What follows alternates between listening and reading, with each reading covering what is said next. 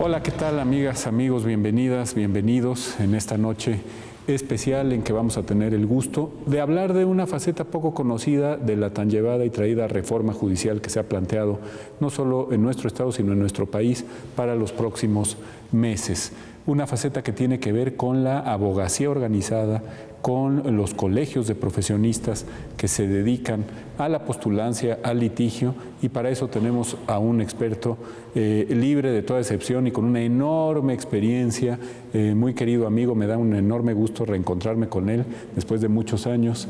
Me refiero al maestro Óscar Juárez Cárdenas, que es el presidente de la Organización Mundial de Abogados. Agradecemos a TV Mexiquense el poder estar en este marco espléndido del Salón de Plenos antiguo del Palacio Histórico de Justicia del Poder Judicial del Estado de México y llevándoles hasta ustedes una emisión más de diálogos jurisprudenciales. Y precisamente con un abogado que ha tenido una larga trayectoria en las organizaciones gremiales. Cuéntenos un poquito, si le parece bien, maestro Juárez, por dónde ha avanzado esa trayectoria y después ya nos metemos al tema de hoy, la reforma judicial. Con el gusto de volverle a saludar, doctor. Sí, con tan buenos recuerdos de Chihuahua y toda la cosa. De los congresos de abogados, sí, como señor. Un notable académico que es usted. Muchas gracias. Sada Mitchell.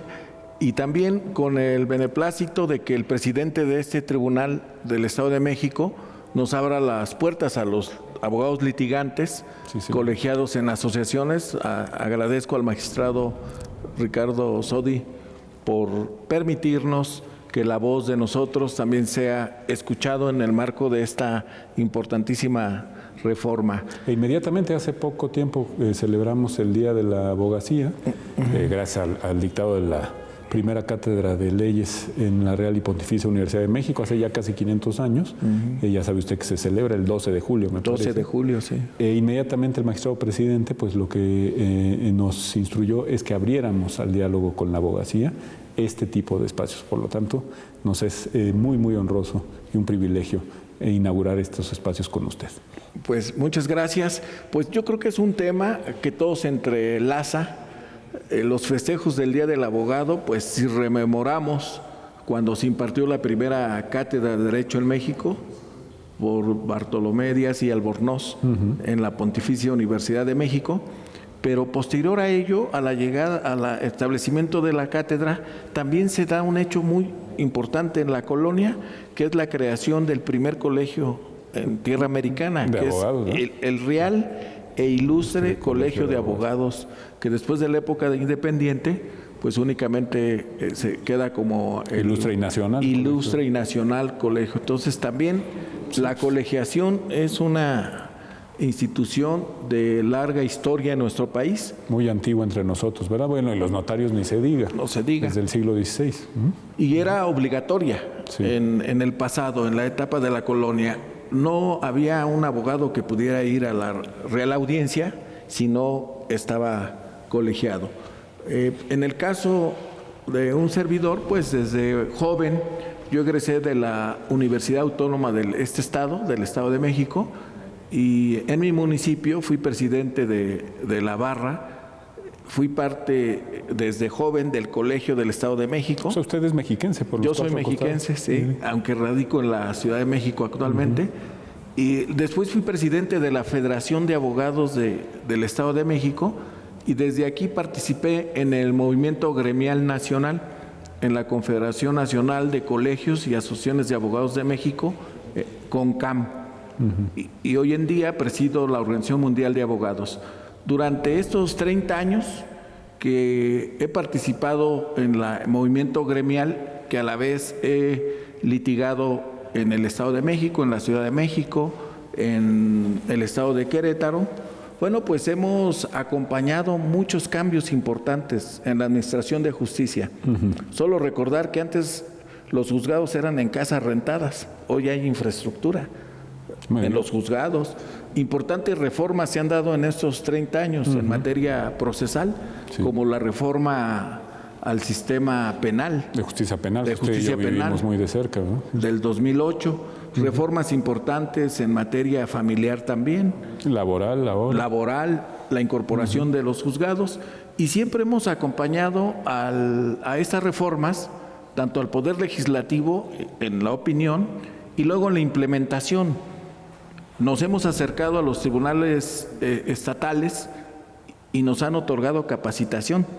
Yo me acuerdo que discutía con la doctora Fromo cuando la reforma del 2008 al sistema penal, cuando ella estaba en la Secretaría Técnica de la CETEC, instrumentación, que decía que los abogados particulares no deberíamos de ser capacitados, cuando la reforma establecía que iban a ser capacitados jueces, fiscales y abogados, y no distinguía sobre públicos y privados. Sí, de la Defensoría Pública. Y decía, es que ustedes ganan dinero. Le digo, pues también los que están, no se trata de eso, sino de conocer y compenetrarnos en la reforma, porque la trilogía procesal se integra por las partes y las partes son representadas por los abogados, ¿verdad? Sí, señor. Entonces, y vale más que estén coordinados. Evidentemente siempre los argumentos estarán contrapuestos, pero que haya una coordinación para que los procesos fluyan como debe ser, ¿no? Así es, entre más entendiéramos el sistema, y bueno, tan es así que aceptaron y tuvimos capacitaciones en el INACIPE, que usted también fue su titular. Ahí nos dieron cursos, estuvimos en Pachuca y en la República. Permitieron que las capacitaciones que tenían jueces, magistrados y fiscales también la tuviéramos abogados litigantes, porque se trató de un cambio sustantivo en el procedimiento penal. Muy sustantivo. No fue nada más como antes, que cambiaban una terminología jurídica, alguna ¿Se acuerda cuando cambió aquello del cuerpo del delito? Así es. Y pasó a ser los elementos del tipo y demás, pero eran cambios terminológicos importantes desde la dogmática jurídica, pero desde luego no un cambio de la extensión y profundidad que fue aquella reforma del 2008. En sentido acusatorio adversarial, ¿verdad? Sí. Y que en buena medida todavía seguimos instrumentando en muchos aspectos, ¿no? Sí. Eso no se acaba. Se están tratando de medir sus efectos, su eficacia. Es un tema. En el marco de ello también se dio la discusión que ya viene de muchos años sobre la colegiación y certificación. Sí, señor. Que es un tema fundamental para los colegios y que ha sido motivo de discusiones internas, externas, en los círculos académicos también, pero que ha llevado a presentación de iniciativas incluso. En el marco de esa reforma, la entonces senadora Arely Gómez presentó una iniciativa para la ley del ejercicio profesional, que no solamente incluía abogados, sino otras profesiones. Me acuerdo muy bien, sí. Antes de que ella fuera Procuradora General de la República, ¿no? O sea, como senadora. Sí, como senadora. Participamos, opinamos también esa reforma.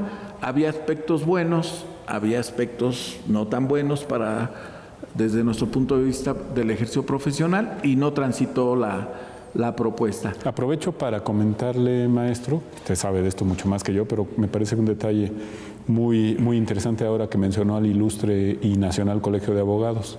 Y ya que estamos en este edificio, que precisamente surge en la época del presidente Lerdo de Tejada, ¿no?, a fines del siglo XIX, pues es interesante ver cómo un abogado muy destacado, que fue ministro y presidente de la Suprema Corte y fue presidente del ilustre y nacional Colegio de Abogados, como don Sebastián Lerdo de Tejada, fue quien decretó que se acabara la colegiación obligatoria y de alguna forma le dio un puntillazo al colegio que él mismo había presidido, ¿no? Sí, ¿verdad? Y desde entonces estamos discutiendo si vale o no la pena que, como en los grandes países de América del Sur, por ejemplo, pienso en Brasil, en Argentina, en Venezuela, en Chile, tengamos colegiación no obligatoria o no, ¿verdad? Y ahí sigue la moneda en el aire. Sí, yo creo que ese desdén, en verdad, ha sido un desdén desde la perspectiva de quienes han tenido la influencia para poder legislar. Se debe a que no quieren una abogacía fuerte, organizada, y les conviene una abogacía fraccionada, desorganizada, que no tiene fuerza en opinión, de tal forma que reciben 50 o 100 colegios. Sí. Cuando decididamente la ley del ejercicio profesional de 1945, que también ya es un arcaísmo, que no puede regular de una forma adecuada lo que es la colegiación, establece 5 colegios nacionales. Por lo menos, pues tendría que haber interlocución directa y seria y formal con esos 5 colegios. ¿Y cómo dice? ¿Estos 5 colegios se establecerán en cada partido judicial? ¿O qué? No, que solo habrá 5 colegios nacionales. ¿Así? Por profesión. Entonces tenemos 5 colegios reconocidos y hay otros que han ido a amparo, vía amparo, y han sido reconocidos como colegios nacionales al margen de lo que dice esta ley. Fue el caso de la famosa Asociación Nacional de Abogados de Empresa. ¿No? Que terminó siendo colegio de abogados gracias a un amparo. Pero hay una desregulación en relación al tema desde que no se reconoce la existencia de federaciones, confederaciones nacionales, organizaciones internacionales, y sin embargo, en otras materias como la materia de los médicos, están muy bien organizados y son fuertes y certifican. Y los contadores públicos también. Los contadores públicos, pero en el caso de la abogacía, nosotros nos hemos dado cuenta a través de la experiencia, las discusiones que tuvimos en el Senado, donde les decían, pues déjenos la certificación a los colegios, porque querían convertir la certificación en una figura que se llamaba entes certificadores, algo diferente, algo que no existía, pero era para que las escuelas privadas certificaran a los profesionistas. O sea, realmente era... Iba a ser muy interesante. Bueno, todavía puede ser. Si le parece, vamos a un corte. Y maestro Juárez, si le parece, volvemos para comentar esos y otros aspectos del interesantísimo tema que nos convoca hoy. No se vayan, volvemos.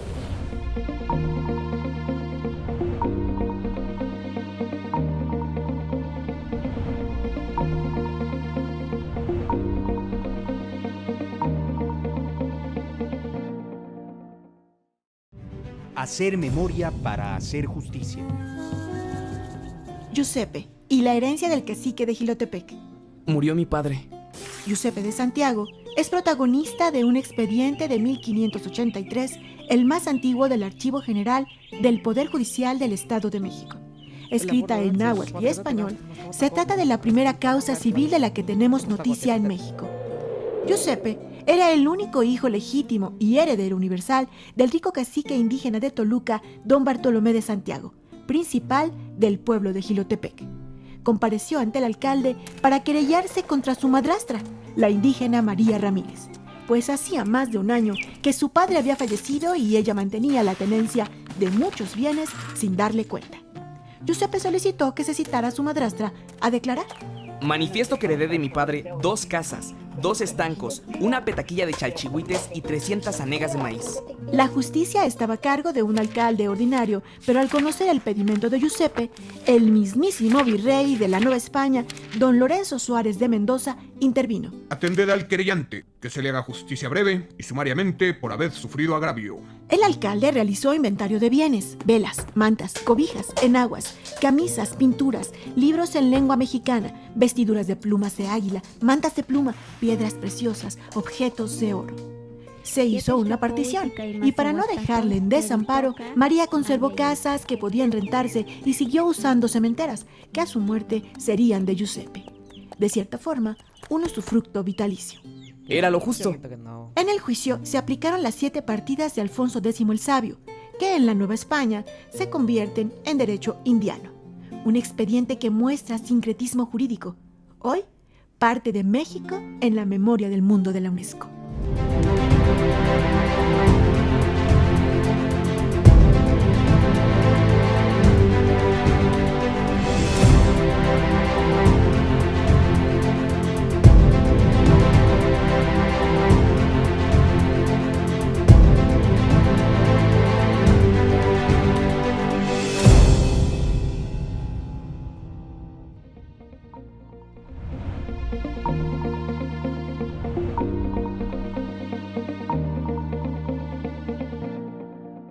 Bien, pues volvemos después de estos interesantísimos conceptos acerca de cómo, precisamente lo que decía el maestro Juárez Cárdenas, los abogados tienen que estar en coordinación, ya sea que sean abogados que representan al Estado y las posiciones del Estado, fiscales, incluso fedatarios públicos, pero tiene que haber una coordinación para que el proceso fluya adecuadamente. No se trata solamente de capacitar jueces o capacitar ministerios públicos o capacitar peritos, sino que además en un país de las dimensiones que tiene el nuestro, mi querido maestro, pues tenemos que actuar confederadamente, no solo coordinadamente, sino que auténticamente existan confederaciones de profesionistas que puedan operar en todos los partidos judiciales de la República, en todos los estados de la misma, etcétera. Y usted de eso sabe, pero montonales, ¿no? Tiene una gran experiencia. Sí, doctor, como bien lo sabe, acudiendo al derecho comparado, a cómo se organizan en otros países con un menor número de población como Honduras, como Ecuador, Argentina, Chile, sin embargo tienen una abogacía reconocida en un colegio nacional único y con colegiación obligatoria.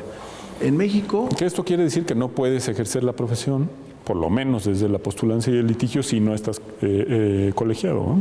Es necesario porque al final de cuentas quien gana en la colegiación de un abogado es la sociedad del justiciable a quien acude. Al igual cuando en materia de medicina hay un médico que pertenece a un colegio nacional o está certificado en medicina, el que gana es el paciente. Claro. Al igual en derecho. Y hay como un estándar de calidad, ¿no? No te vas a topar con un charlatán tan fácilmente, ¿no? No es posible que haya un abogado que siga litigando penal solamente con la licenciatura y que egresó hace 30 años. Sí, que se quedó con la averiguación previa. Con la averiguación previa, ¿verdad? Mixto, ¿verdad? Entonces, es necesario, urge, que también, al par de todas estas reformas que se han generado al sistema penal en materia laboral, se dé ya la reforma y se apruebe una ley del ejercicio profesional para las diversas profesiones en México o para la abogacía en específico, y donde se puede instituir de una manera correcta, clara, la obligación de los profesionistas a estar colegiados y que vaya aparejada la certificación. O sea, es colegiación para certificación, que en estos colegios serios, responsables, no colegios de 2 miembros o de 5, sino ya tenemos colegios. O sea, ¿qué queremos? Como un colegio nacional que viene desde la época de la colonia. O hablaremos de la Barra Nacional de Abogados, fundado en 1926. O el Colegio Nacional de Abogados de México, que presidía Jesús Cortázar Murphy. O sea, o la Confederación, ¿no? Que se fundó por don Ignacio Burgoa, creo, ¿no? Y finalmente tenemos como la Confederación Nacional, la CONCAM, que es una unión de federaciones de la abogacía a nivel nacional, presidida en su momento por don Ignacio Burgoa, fundada en San Luis Potosí en 1972. O sea que ya son instituciones que tienen solidez jurídica y que muchos de los que pertenecemos a ellas hemos sido catedráticos universitarios. Hemos pasado por el aula, sabemos cómo hacer una evaluación, pero además muchos de los abogados que pertenecemos a colegios tenemos más de 30 años litigando, 20, 40 años. Fíjese, pues sí. Ni modo que no sepamos cómo evaluar a alguien en términos de su ejercicio profesional. La Barra Mexicana Colegio de Abogados, maestro, ha optado por la organización en capítulos, ¿no? Después de muchas discusiones, bueno, pues que cada estado o cada capital tenga un capítulo de la barra. Pero la idea de una confederación es otra, ¿no? Sí, bueno, primero nació como Federación Mexicana. Ese nombre tuvo... Pues en algún momento hubo una ruptura y estuvieron 2 federaciones y se vuelven a unir, y en Guadalajara en 1993 se da el nacimiento de la Confederación Nacional con la idea de que los colegios, como el Colegio del Estado de México, que también tiene más de 50 años, las federaciones estatales, y fue presidida, su primer presidente, ya como confederación, fue don Adolfo Treviño de la Garza de Nuevo León. Mire. A mí me tocó ser presidente, que ahí tuvimos el gusto de tenerlo usted como ponente. No, estuvimos en Chihuahua, ¿verdad? En Chihuahua, en el 2013. Sí. Yo la presidí de 2013 a 2015 y nos tocó el tema de la implementación de la reforma. Reforma penal. Reforma penal. Una abogacía organizada ayuda en los procesos de implementación de reformas, porque las acompañamos. Sí, nosotros no nos oponemos, como no nos opusimos a la reforma al sistema penal, cuando hubo notables abogados que no querían reformar el sistema penal porque no querían estudiar nuevamente. Sí, señor. Esa reforma los dejaba atrás. Los colegios acompañamos porque siempre hemos estado a favor de la capacitación continua, de la preparación del abogado, porque un abogado bien preparado va a servir más a la sociedad y nos entendemos mejor con el juez, claro, porque estamos hablando el mismo lenguaje jurídico, ¿verdad? Hablemos en un momento, si me permite, maestro, de la reforma judicial que bueno, trae retos que no vivimos ni con la reforma penal, ni con la laboral, ni con la de oralidad mercantil y ahora el Código Nacional de Procedimientos Civiles y Familiares, sino retos verdaderamente orgánicos y estructurales muy, muy fuertes en prácticamente todos los fueros competenciales del país. Pero antes me permitiría preguntarle si las confederaciones de abogados y en general de profesionistas han tenido o no un reconocimiento por las autoridades. ¿O la autoridad simplemente se queda con lo que dice la ley y dice, pues son colegios y los atiendo como colegios por separado a todos? No, como usted sabe, doctor, y seguramente el público lo sabe o los profesionistas, la autoridad encargada de la regulación de colegios es la SEP, la Secretaría de Educación Pública. Ahora vamos a ver ahora con la creación de la Secretaría de Humanidades, Ciencia y Tecnología, ¿no? Porque entiendo que la formación universitaria va a pasar para esta nueva secretaría, sí, en el gabinete de la doctora Sheinbaum. Vamos a ver qué pasa con los colegios. Es un buen tema, punto, ¿verdad? Sí. Pero la SEP evidentemente tiene otros temas fundamentales como son la atención a universidades, el sistema escolarizado y finalmente lo que menos atiende son los colegios. Y la verdad es que yo hice solicitudes, tengo los escritos que envié como confederación a la SEP en su momento, 2013-2015, y responden, y otros presidentes sucesivamente lo han hecho, y responden que ellos única y exclusivamente atienden colegios. Sí es. Pero existen asociaciones de abogados, barras, federaciones, confederaciones, e incluso yo hoy presido una organización internacional de abogados con presencia en 55 países. Tenemos oficina en Madrid, tenemos oficina en Italia, tenemos oficina en África. ¿Y esta organización se fundó desde México? Desde México para el mundo. Mire. Aquí la fundamos pensando en que nosotros también somos generadores de derecho, claro, que no solamente tomamos el conocimiento jurídico europeo, sino tenemos importantes aportaciones a nivel constitucional. El juicio de amparo fue una aportación de México para el mundo. Fuimos la primera constitución que tuvo garantías sociales, la de 1917. Sí, señor. Y hoy se está generando un derecho a minorías como la diversidad sexual. Primero en México, el reconocimiento de parejas de mismo sexo se dio primero en México y después en otros países de Europa, o todavía ni se da siquiera, ¿verdad? Así es. Entonces, bajo esa idea, la protección a la diversidad animal, natural, que es muy propia de nuestros grupos originarios indígenas, son aportes hacia otras partes del mundo. Claro.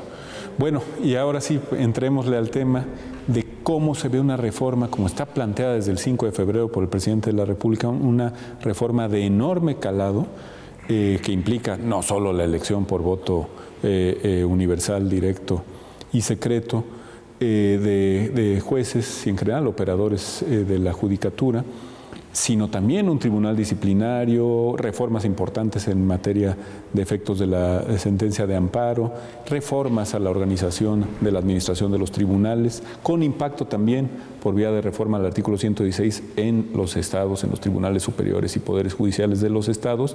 ¿Cómo lo ve, cómo lo está viendo la abogacía organizada? Algo pues de este tamaño, ¿no? Sin precedentes, diría yo, en la vida legislativa del país. Pues hemos hablado de reformas fundamentales al sistema de justicia en México, pero la verdad es que se han reformado materias como la penal, la laboral, la familiar incluso, que se vio influenciada por esa tendencia del interés superior del menor. Cosas muy positivas que yo lo he visto en estos 30 años de ejercicio profesional. Pero ninguna de las reformas en materia judicial ha venido a simbrar así lo noto, a simbrar el andamiaje institucional desde el punto de vista constitucional y de estructura ya material de organización del Poder Judicial en México. Yo veo en el presidente López Obrador, al leer, recientemente terminé de leer su libro, lo escucho, la forma en cómo opera, la forma personal de gobernar, diría Daniel Cosío Villegas, siempre va buscando un reflejo en la historia, sobre todo con sus personajes preferidos que él mismo menciona, Cárdenas, Flores Magón, y notoriamente en Juárez. Entonces, si vamos a la historia en el siglo XIX, cuando Juárez tuvo que cambiar algo sobre la Constitución de 1857 que no le parecía o que no se ajustaba a lo que sentía en su gobierno, emitieron una serie de leyes que se llaman leyes de reforma. Las leyes que son anexas, vamos a decir, a la Constitución del 57. Si me permite, maestro, nos tenemos que ir a un corte. Vamos a ver una numeralia muy interesante sobre la capacitación de la abogacía que se hace en este Estado de México, pero creo que lo que usted acaba de dejar sobre la mesa es fundamental, porque Juárez, incluso sin ser presidente todavía de la República, sino ministro de Justicia del presidente Álvarez y del presidente Comonfort, expidió la famosísima Ley de Administración de Tribunales, ¿no?, que detonó la guerra de reforma. Volvemos con eso, si le parece. Sí. No se vaya.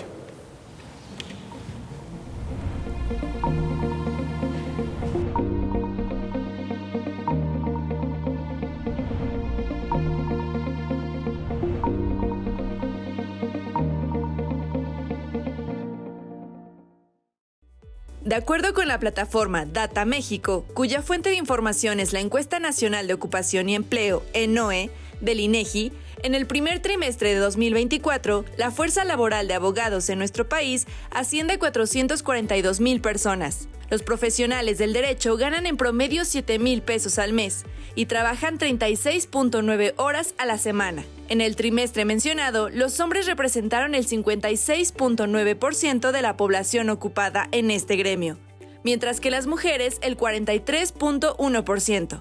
La mayoría de los hombres tienen entre 35 y 44 años, y las mujeres entre 25 y 34 años. Los abogados mejor pagados se encuentran en Baja California Sur, con un promedio de 16,000 pesos, Coahuila con 15.7 pesos y Durango con 15,000 pesos. Además, 83.2% de las y los abogados cuenta con estudios de licenciatura y 16.8% de posgrado. Las entidades con mayor número de abogados son Ciudad de México, con 88,500, Estado de México con 69,300 y Jalisco con 36,200 abogados. Comparando el primer trimestre de 2021 con el mismo periodo de 2024, Ciudad de México y Estado de México destacaron por los mayores aumentos en la fuerza laboral, con 21.1% y 16.1% respectivamente.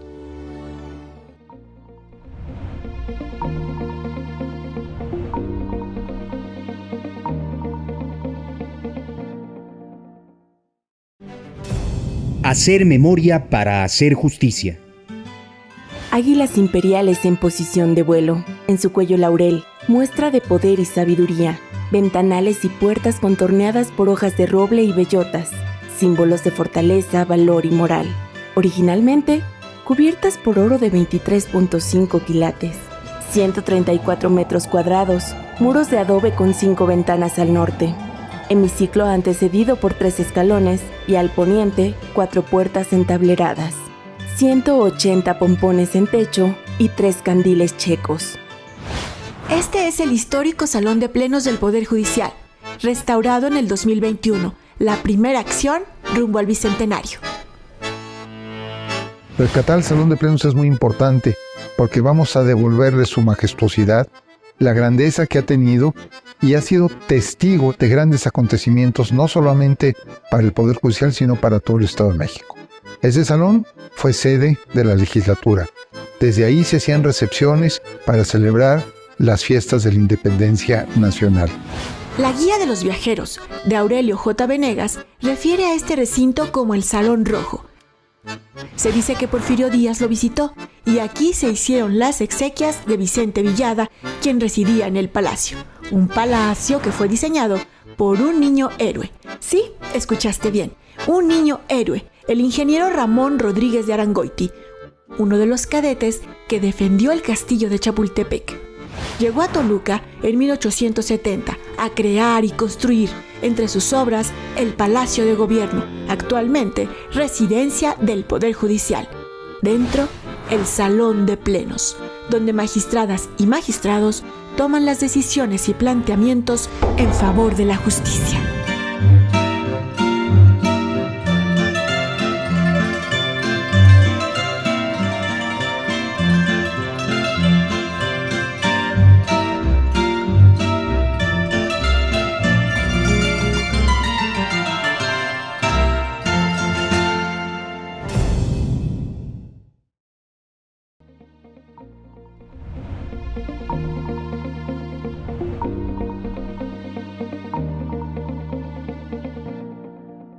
Bien, volvemos, pues muy interesantes los números en torno a la capacitación y la formación de las y los juristas aquí en nuestro Estado de México, pero más interesante lo que nos estaba comentando el maestro Juárez Cárdenas acerca de esa ley de administración de tribunales que en época del presidente Juárez, un poquito antes del secretario Juárez, y en la época de la reforma y de la guerra de reforma, significó pues tantísimo cambio, muy estructural y como usted decía, sin duda, una inspiración para lo que está procurando hacer la Administración Federal hoy por hoy.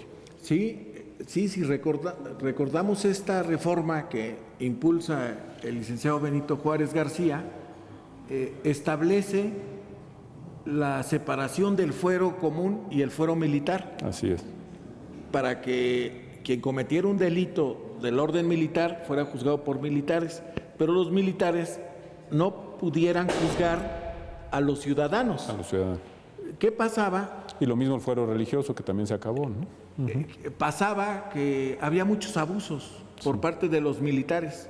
Mataban, ejecutaban a la gente y entonces sometían a un paisano, una persona común y corriente, a su fuero. Sí. Y entonces liberaban al general, ¿verdad? O al militar que borracho, tomado.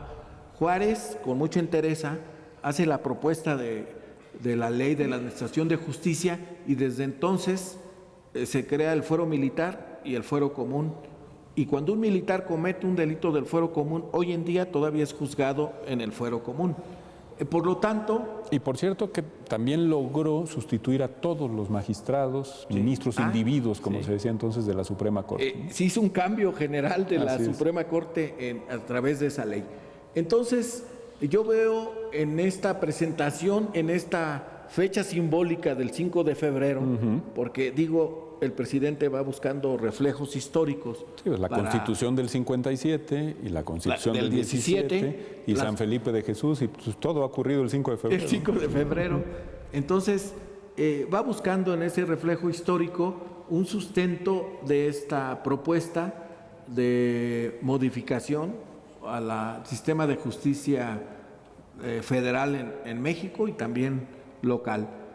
Entonces, es importante que nosotros veamos en esta reforma una posibilidad de mejora, como lo hemos hecho en otras reformas que se han presentado. Hay resistencias, pero hay que ver que es una reforma liberal, es una reforma que propone cambios importantes, cambios que traen beneficios, aunque no toda la reforma trae cosas buenas, y por eso es que opinemos abogados y magistrados y jueces. ¿Usted en su experiencia de 3 décadas como abogado postulante considera que es una buena idea que los jueces sean electos por voto popular? Le quiero responder a eso, si me permite, antes, sí, por favor, supuesto, doctor, lo que usted diga, maestro. Señalar una parte como litigante que para mí es sustancial, que tiene que ver con hacer realidad verdaderamente lo que establece el artículo 17 constitucional, en que toda persona tiene derecho a que se le administre justicia de manera pronta, expedita e imparcial. y que nadie podrá hacerse justicia por propia mano. Sí, pero eso sabemos que no pasa, doctor. Si usted promueve un amparo directo después de ir a penosos años de litigio, Sí. resulta que se va a su amparo directo y va a tardar meses o años en que le llegue una resolución. Sí, señor. Entonces, hoy la reforma trae una propuesta fundamental para los litigantes. Que es la porque de los vamos 6 meses, ¿no? 6 meses.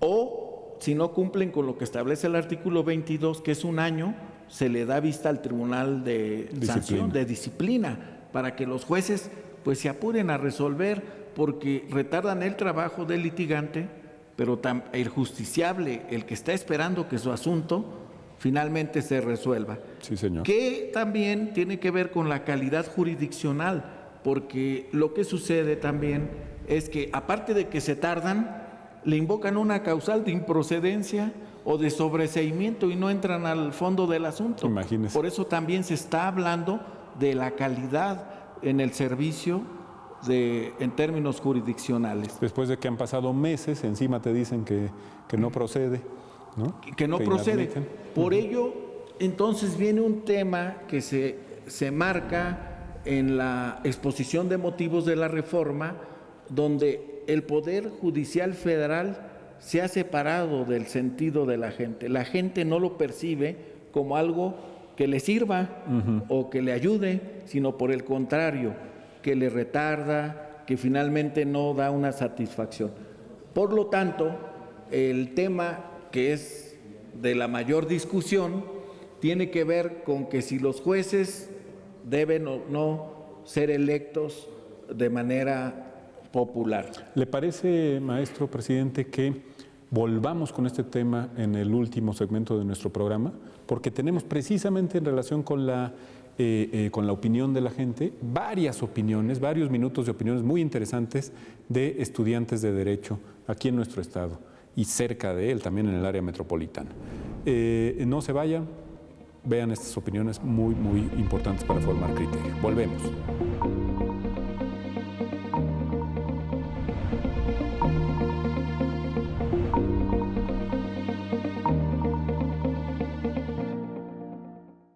Sí conozco la reforma al Poder Judicial. Desde mi perspectiva es un poco riesgosa. Si bien plantea una ideología muy democrática, sí se me hace un poco asertivo que se esté considerando a la población en general para inmiscuirse más en todo lo que es el Poder Judicial, para conocer quiénes nos van a proteger así nuestros derechos, nuestras garantías. Y eso sí se me hace muy valioso, creo, pero es muy peligroso, ya que el ciudadano en general necesita conocer ciertos campos jurídicos para poder discernir entre qué candidato pudiera ser mejor, porque si bien esta es una cuestión que todavía no se aprueba, todavía hay tiempo para poder seleccionar bien los criterios que se podrían tomar y los que no respecto a la reforma. En cuanto a la reducción de ministros y magistrados, pues si bien puede ser un poco riesgoso a mi punto de vista, ya que pues estás cerrándote de ciertas ideologías jurídicas que pueden tener ciertos magistrados o ciertos ministros. Por otro lado, lo que sí no se me hace muy acorde es el tema de, pues, cómo se consideraría como su jubilación, que se puede acceder por los años que ya han trabajado. Esto se me hace un poco delicado porque ya son derechos adquiridos, que pues si bien es materia laboral y a la vez que el Poder Judicial es independiente de los demás poderes, creo que es muy peligroso ya que un poder se inmiscuya tanto en otro, porque estás como colocando pesos y contrapesos, pero como una balanza, se empieza a desbalancear y eso es muy peligroso en nuestro Estado de Derecho. Como conclusión, veo bien que se considere a la ciudadanía desde la democracia que tenemos en México, pero es necesario que como ciudadanos conozcamos bien nuestros derechos, nuestras obligaciones y asimismo en el momento en que se ejerza una votación, en este caso en el Poder Judicial, si es que se llegase a aprobar, pues tener más conocimiento aún, porque estas personas que nosotros elijamos en un futuro, si es que se aprueba, pues van a dirimir diferentes materias. Mi punto de vista es en contra, ya que La reforma judicial en parte tiene parámetros buenos, ya que va a poder fijar posturas idóneas para llevar a cabo una buena administración de justicia. De lo que no estoy de acuerdo es que la designación de los jueces, magistrados y ministros sea mediante el voto popular, pues ello implica una politización de la administración de justicia, pasando por alto los principios del derecho respecto de lo que debe ser el administrador de justicia, es decir, sabio, probo y justo. Sería un vicio en la administración de justicia el que una persona con aspiración al cargo de juez, jueza, magistrado, magistrada, ministro sean electos popularmente, ya que pasaría por alto el principio de imparcialidad, pues al momento de juzgar se inclinaría su criterio más a quienes o quien favoreció con su voto, siendo bastante cuestionable. Su actuar al momento de dictar una sentencia, yo impugnaría más bien por el ejercicio de la carrera judicial de manera transparente y objetiva, sin compadrazgos ni nepotismos, y que accesaran a ella los que verdaderamente tengan la vocación de ser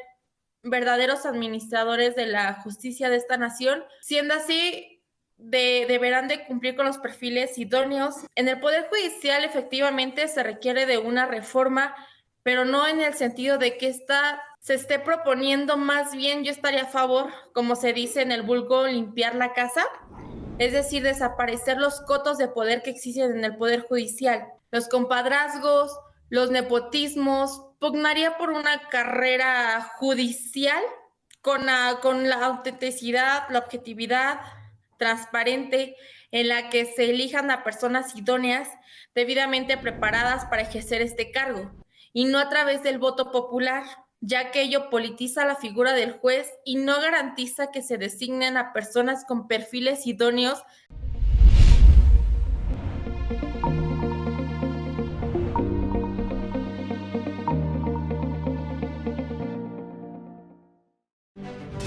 Hacer memoria para hacer justicia. Es el caso de que yo no he fijado mi pie por mucho tiempo en ninguna parte, y así he corrido de la seca a la meca. Me he impuesto a la perfección en las costumbres, la política, la filosofía, la moral, la jurisprudencia, la economía, la bélica. Soy capaz de dictar leyes para una república absolutamente democrática, federativa o representativa, una aristocracia o un gobierno mixto. Soy Jacobo de Villarrutia López y Osorio, el primer presidente del Supremo Tribunal de Justicia del Estado Libre de México. Nací el 23 de mayo de 1757 en Santo Domingo. Fui oidor de la Gran Audiencia de Guatemala. El rey Carlos IV ordenó por real cédula mi traslado a la Nueva España, donde me nombró alcalde del crimen de la audiencia, de la que fui el único integrante en apoyar el movimiento autonomista de la Nueva España. Fundé con Carlos María de Bustamante el Diario de México. Después regresé a España y otra vez crucé el océano para ser miembro de la Junta de Libertad de Imprenta y regente interino de la Real Audiencia de México. El 28 de marzo de 1825, el Congreso Constituyente me nombró presidente del Supremo Tribunal de Justicia del Estado Libre de México, y los magistrados que lo conformaron tomaron protesta e iniciaron sesiones el 6 de abril del mismo año. Que la conducta y operaciones del Supremo Tribunal de Justicia sean la más segura y elocuente demostración de la sincera gratitud de sus ministros y sus votos, de contribuir a la mejor armonía, paz y felicidad del Estado. Así lo dije. En 1827 dejé el cargo y después fui ministro de la Suprema Corte de Justicia de la Nación. Víctima del cólera morbus, dejé este plano en 1833. Por cierto, aquella pandemia se registró en actas del Poder Judicial del Estado de México.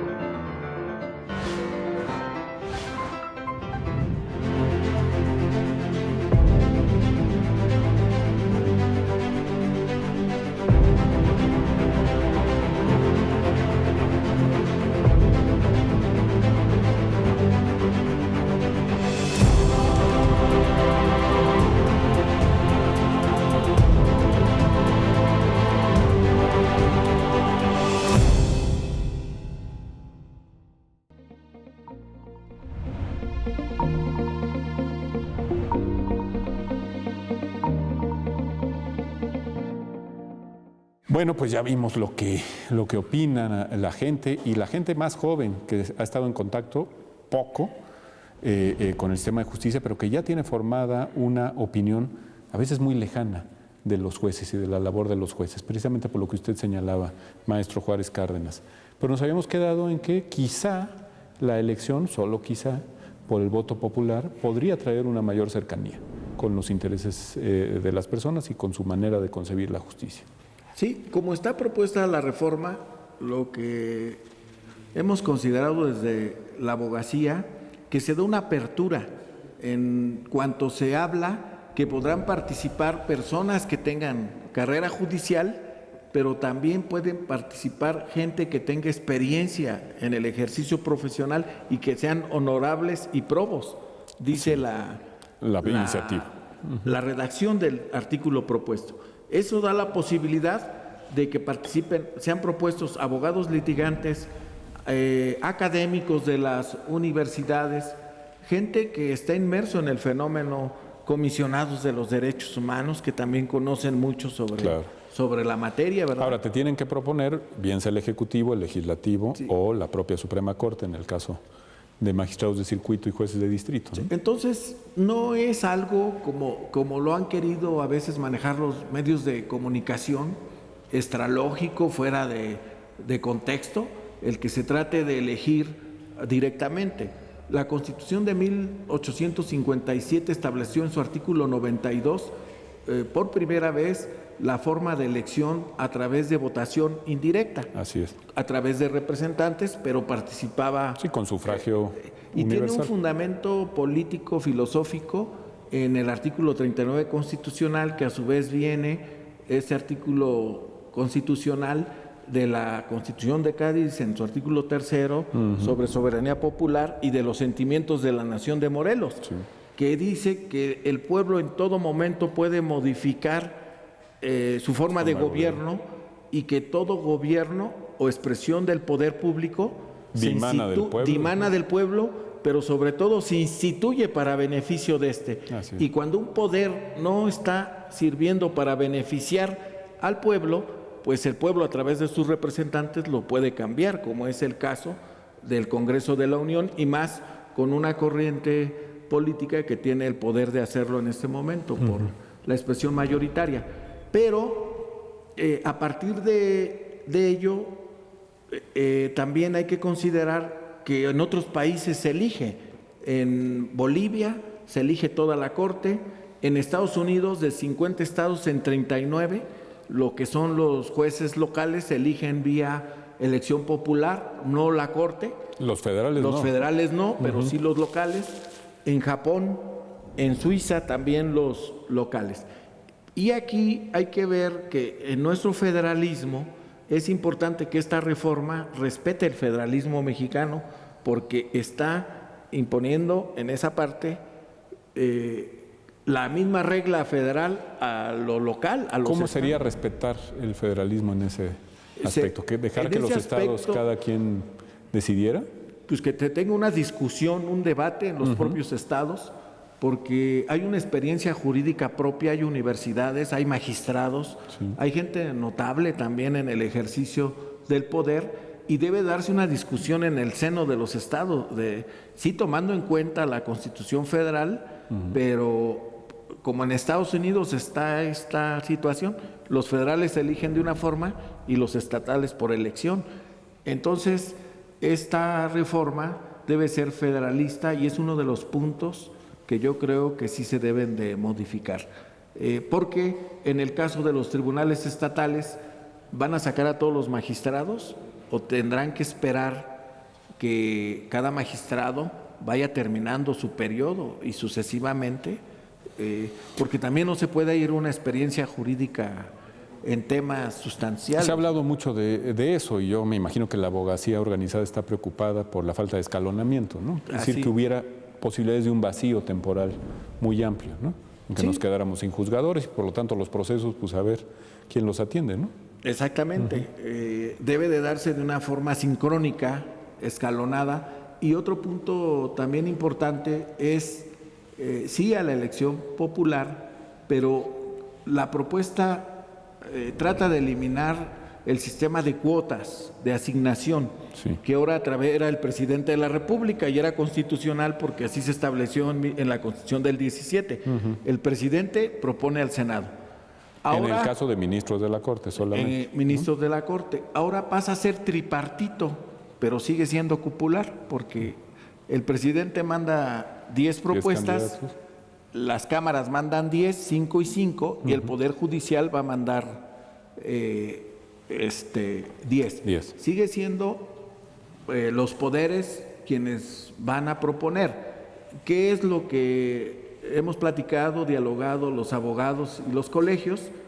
Que debería de ser una forma de elección abierta a través de un comité donde evidentemente se inscriban las personas que tengan los méritos, las características, los perfiles, se seleccionen a través de un comité selector y finalmente se haga una insaculación, como el sistema que se usa para la selección de los consejeros del INE actualmente en la Constitución. Sí, cuando no hay consenso. Sí, cuando de 100 se inscriben y se analicen los perfiles más fuertes, para que verdaderamente sea abierto, porque pues solamente va a poder participar el que tenga pues conocimiento en la Suprema Corte o con la presidencia o en el Poder Legislativo. En muchos países, maestro, usted lo sabe mejor que yo, los colegios de abogados, las universidades, las facultades de Derecho proponen a veces candidatos para el Tribunal Constitucional, por lo menos, ¿no? Sí, exactamente. Entonces, ¿cómo se puede nutrir de una forma diferente del ejercicio si siguen saliendo de los órganos políticos? No es darle una frescura a ello, porque cada poder va a proponer a sus seguidores. Hay aspectos fundamentales en la reforma que deben de considerarse y reforzarse, como el aspecto de probidad, aunque esté el tribunal que va a juzgar. El tribunal disciplinario, es decir, que los consejos de la judicatura, en lo local y en lo federal, van a dejar de conocer de la disciplina de los juzgadores. Y entonces ahora queda a un tribunal, ¿no? Tribunal de enjuiciamiento. ¿Y esto qué quiere decir? Precisamente que se seguirá un debido proceso, que solamente operará cuando se presente una queja, cuando haya un contencioso con contradicción, o podrá actuar de oficio, investigará y sustanciará la causa. ¿Qué es lo que quiere decir la reforma con este tribunal disciplinario, maestro? Pues en un inicio el proceso de selección debe ser muy cuidado para que no caigamos a lo mismo, ¿verdad? De que puede ser que alguien sea muy docto, que tenga doctorado en Derecho, que en la práctica sea muy bueno, juzgador, que haga bonitas sentencias, pero si no tiene honorabilidad, honestidad, pues al final de cuentas queda al mejor postor. Sí, señor. La justicia, ¿verdad? Y que es lo que lesiona finalmente a la sociedad.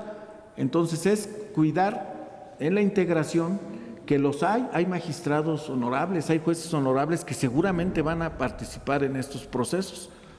Habrá, pero aquí es lo importante de la incorporación de nuestras universidades, catedráticos, maestros, gente muy honorable que hemos conocido en el ámbito académico. En el foro, en el litigio, hay gente de muchísima también experiencia. Y tuvimos ministros de la Corte muy notables, autores de libros, escritores de nuestra máxima casa de estudios, que no habían sido juzgadores o secretarios, sin embargo, llevaron su cargo con toda la... Sí, claro, venían de la academia, venían del litigio y bueno. Recuerdo de aquí del Estado en el siglo XIX a Ignacio Manuel Altamirano, Ignacio Ramírez, que fue incluso ministro de Justicia. Imagínese si no. Y fueron excelentes ministros en ese año. Entonces, el Tribunal de Enjuiciamiento que instituye esta reforma, pues tiene como propósito alinear el aspecto de comportamiento de jueces, magistrados y ministros. Tiene como características que se desliga de la Suprema Corte de Justicia. Es reiterativo la redacción porque dice será independiente y autónomo. Sí. Estamos como el libre y soberano el Estado libre y soberano, ¿no? Dice del Estado de México. Igual la reforma dice, este tribunal será libre, independiente y autónomo. Independiente y autónomo. Yo pienso que en ese tribunal de la misma forma tendrá que haber gente de la más alta calidad moral, como lo quería José María Morelos en Los Sentimientos de la Nación. Sí, que dice que sean nombrados por letrados, ¿no? Sí, por letrados y que sean sabios y probos. Entonces, si la calidad moral de estas personas que van a enjuiciar a los que enjuician, o sea, si enjuiciar a un ser humano ya de por sí es una labor, dice el Antiguo Testamento, casi divina, imagínense enjuiciar a quien enjuicio, a un juez, ¿verdad? Para saber si el juez benefició o no benefició, porque también de eso habla la reforma, incluso habla del interés público. Interés público, corrupción, impunidad y beneficiar a la delincuencia, dice la propia. Oiga, ¿y no hay ahí un tema de independencia judicial puesta en entredicho? Me refiero concretamente al interés público, pues es una definición un poco inasible, porosa. Dejarle a un tribunal que se coloque por encima incluso de la Suprema Corte, aunque no puede castigar directamente a las y los ministros, sí que puede dar parte a la Cámara de Diputados para que se inicie un juicio político y eventualmente la destitución y la inhabilitación de los más altos juzgadores del país. ¿No hay aquí un tema de independencia judicial que puede llegar a ser preocupante, maestro? Pues evidentemente que esta reforma se siente invasiva de las facultades que la Corte tradicionalmente ha tenido. La Corte y el Consejo. Y el Consejo de la Judicatura, como un poder que se autorregula, que se sanciona a sí mismo. Sin embargo, y yendo nosotros a la configuración de la teoría de división de poderes, que es antigua, en donde se establece que se divide el poder solo para su ejercicio, hay una unidad teóricamente, porque es un Estado y solo tiene un gobierno. Sí, pero de ahí a creer que los jueces no tienen que ser independientes, sí. Pues hay un... ¿no?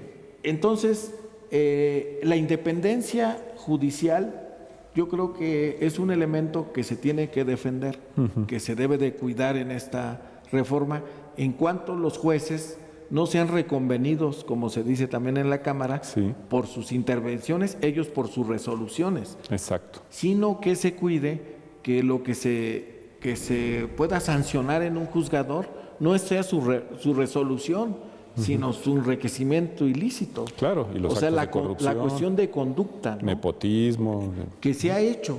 Yo recuerdo claramente en este tribunal, hace muchos años, que acudimos aquí a la presidencia con un notable presidente, como siempre, aquí ha tenido notables presidentes este tribunal, y éramos muy jóvenes, venimos 2 abogados a acusar a un juez.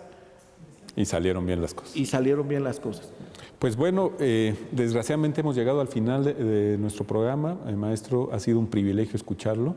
Le deseamos toda la fortuna en esta labor que está usted realizando de defensa desde la abogacía organizada de valores fundamentales del Estado mexicano como es la independencia judicial, ¿no? Creo que lo ha planteado usted de manera inmejorable y ha sido un programa muy, muy enriquecedor. Lástima que se nos haya terminado. Muchas gracias a usted y al Poder Judicial del Estado de México y a su presidente, el magistrado Ricardo Sodi. Esta es su casa, maestro. Y a ustedes también, que les vaya muy, muy bien, muy buena suerte y todos los privilegios de la condición humana en esta semana. Hasta luego.